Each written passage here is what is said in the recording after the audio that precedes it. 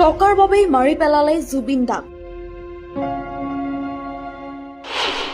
জুবিনদাৰ টকাৰে কোনে খুলিলে ৩০ কোটি টকীয়া হোটেল।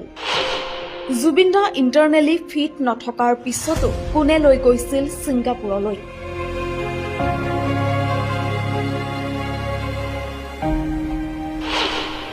জুবিন দাক হস্পিটেললৈ নিয়া হৈছিল কেৱল ৰিপৰ্ট বনাবলৈহে।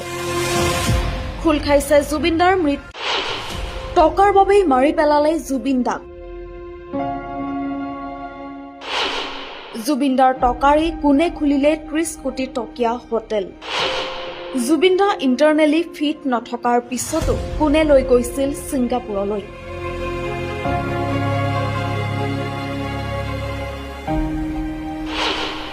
জুবিন দাক হস্পিটেললৈ নিয়া হৈছিল কেৱল ৰিপৰ্ট বনাবলৈহে।